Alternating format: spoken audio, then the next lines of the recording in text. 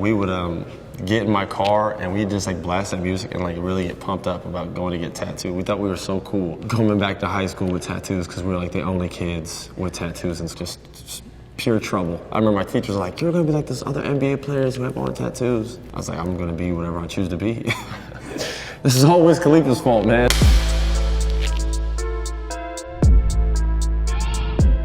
I got my first tattoo in 9th grade. It was this one right here, MOM, the rubber bands I had that say Man on a Mission. My mom was furious. If I would have put MOM, she probably would have been fine with that. It was like a slogan. She's like, "Do you have to have it on your wrist?"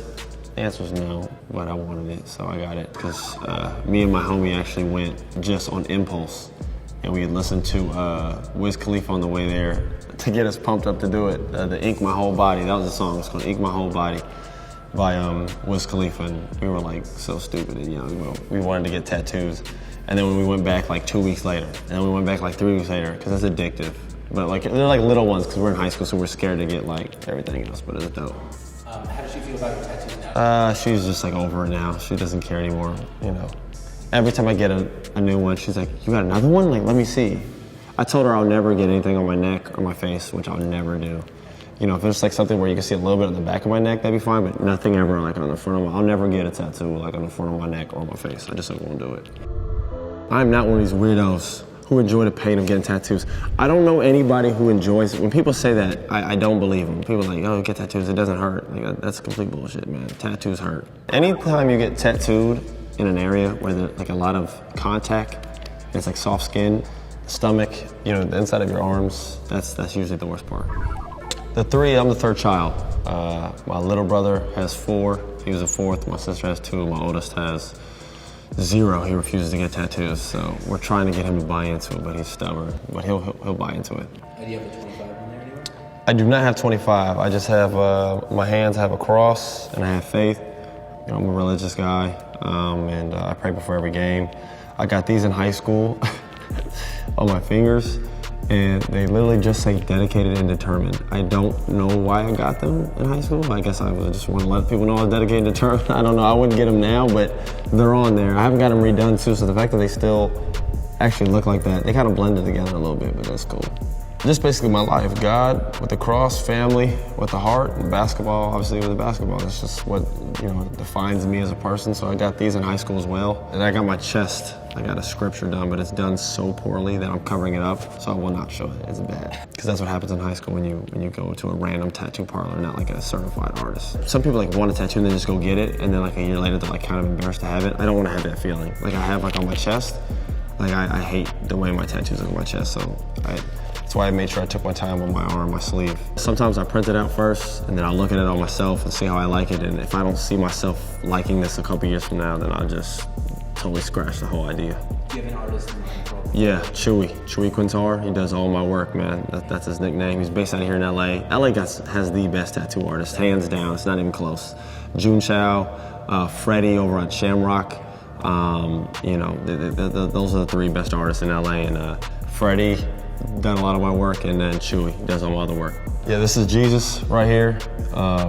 Paul Pierce used to make fun of me and say that it looked like Johnny Depp in Pirates of the Caribbean, but I think it looks pretty damn good, man. Do you see the scratch right here? I got scratched in the game. So that's the one thing about playing basketball, like your tattoos get fucked up, so you gotta fix them, because now he has like a scratch right on below his eye, and then like the clouds, so these are my hands that you see that they have the cross and the faith on it, praying to God with flowers, lion, everything in it. And then this is like, this is my most detailed one so far. Chewy travels the world and takes pictures similar to a guy named Jun Chao. They take the actual picture. So this was the actual picture he took, not just something he got offline. This is just after he was sacrificed. He just took it off the cross. You see his mother Mary holding him. Angels comforting him, and the detail in this, like the drapery and everything. This took 30 hours. I did 3 days straight, 10 hours a day. So anytime you're getting a sleeve, you need things to cover up space. And I think instead of, I have the clouds there, but I just think the clouds are so overdone. I thought the flower really kind of would just be a more beautiful, natural way of just taking space and connecting each tattoo. The lion, I'm a Leo. I just think it just has everything to go with what I'm talking about. Me, my hands praying to God, You know, me just trying to be, a lion and me roaring, just through life, trying to figure out what I want to do, doing it my own way, giving it my best. I'm all about maximizing myself. I don't like to compare myself to other people. As long as I'm proud of what I'm doing and proud of who I am and how I am, I'm fine. And I think that's what a lion always does things his own way, his own, So I put that on here. And that kind of flows into this right here. Everybody always asks me if this is a scripture, and it's not. It's really like a collection of quotes that I've gathered and put it here. It's mostly about overcoming fear and dealing with failures in your life and understanding that's a part of success. And I bet I especially got this when I was playing for my pops here in LA, like that pressure and like the negativity that came along with that. Just having something that reminds you of understanding that this is my process and my journey is different than anybody else's, and that, I have to maximize this, and that's really helped me. And my favorite tattoo that I have would be right here on my right leg.